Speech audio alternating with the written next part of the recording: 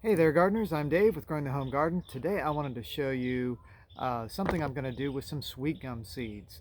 Now a lot of people don't really like sweet gum trees, and there's some good reasons not to like them. They can be a little bit of a pest they've got these little spiky balls that come off of them in the fall, and if your mower runs over them it can be a problem with that. If you like walking in the yard barefoot and you step on one, that's not going to feel good. But sweet gum trees have some great benefits to them. They've got edible leaves. You can harvest the sap much like you would with a maple tree. You can make some syrup out of that, pour in your pancakes and your waffles. So there's some really cool things you can do, and I've always loved them for their fall color. They can be anything from reds to oranges to purple colors. They look great. They're native plants to Tennessee, and they also feed all sorts of wildlife. There's at least 25 species that like to eat the seeds from it, from birds and squirrels and all kinds of different things. So they're a beneficial tree. If you're concerned about planting one, don't plant it anywhere near your house because you don't want the root systems to invade your foundation area. You also don't want to plant it in a spot where you're going to get all those gumballs, like in your driveway or somewhere you're going to be very frequently at. So I'd recommend going toward the outskirts of your yards so that you can really enjoy that fall color and give something out for nature to go enjoy. But anyway, let me show you what those are. Now, this is what they look like right here. See that? That is a sweet gum ball. Now, if you're harvesting sweet gum trees, these contain seeds inside of them, but the trick is actually getting them when they are still green. We gathered these from our church parking lot after we had a windstorm one night, and these were just sitting there in the parking lot area. It's from a variety that I believe is called slender silhouette because it grows in a really tall column. So it's real kind of slender, and that's its shape, silhouette.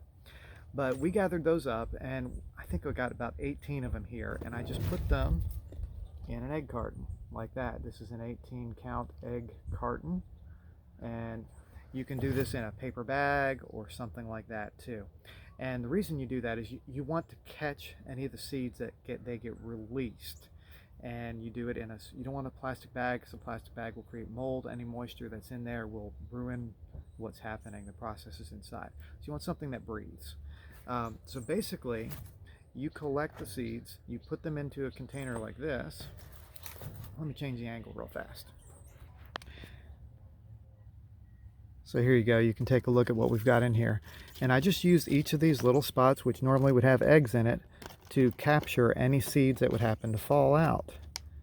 See how that is. Now, the seeds, you see there's all kinds of material that came out here, but the seeds are these winged pieces right here, here, and there. So it looks like I've got about 4 in that little spot here. These seed balls, once I've got those seeds extracted, I'm not going to use them for anything right here, but my kids may actually go and paint these and use them as Christmas ornaments or something like that. So I'll give them that shot. But you can see here that it's got a lot of stuff that comes in there. So you just kind of circle it around like that. And we're not going to save any of this kind of stuff here. The reason that's there is it helps with the seed dispersal through the natural processes and kind of spreads them out. And if you notice, let me see if I can pick one of these up. Well, I dropped it. I'll try a different one.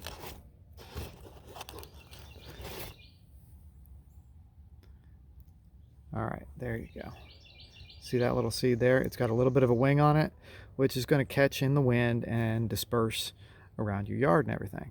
They do require a 1-month minimum period of stratification. So what I'm going to do today is I'm going to take these seeds that I've collected, separate them out, and I'm just going to put them in an envelope. This envelope I'm going to stick in our refrigerator, and I'm going to leave it there for at least a month, and then I'll sow it in a flat. And I hope to get a few trees out of this. I don't really need all the seeds to germinate here. Just put over on our property so that we can enjoy that in future years for fall color, and maybe we'll tap them someday when they're big enough.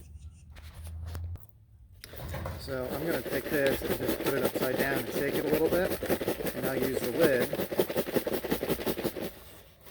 as a tray so I can see all the seeds. I'll just take these all out. I'm sure that they have pretty much done what they're going to do, and I'll show you everything that we have here. So you can see there's all kinds of little tiny seeds in it, and a lot of stuff that is not seeds. So again, let's show you here. Like right here, right there, those are the seeds. See, there's 3 right there. This stuff here, you can just get rid of. You don't need any of that. And we're just going to save these seeds in the envelope, and then we'll bring them back out in about a month and put them outdoors, probably in a planter, so that they can get a little bit more cold stratification through the winter. We're doing this in December, so we'll still have cold all the way through the end of February at least, and maybe some into March, which should be plenty of time because they will go anywhere from a month to, say, 60 days or so with their stratification process and be just fine. So whether or not you like sweetgum trees, this is how you can grow them from seed if you want to put some more in your garden, in your yard. I wouldn't recommend it, again, in any kind of areas that you're going to be in frequently. You want to kind of have an outskirts of your yard. Be there for the wildlife, be there for your enjoyment with the fall color, and they will last a number of years. They've got a lot of great uses for them. So I'm Dave with Growing the Home Garden. Thanks for watching. Hope you enjoyed this video. If you did, hit the like button and subscribe. We'll catch you later.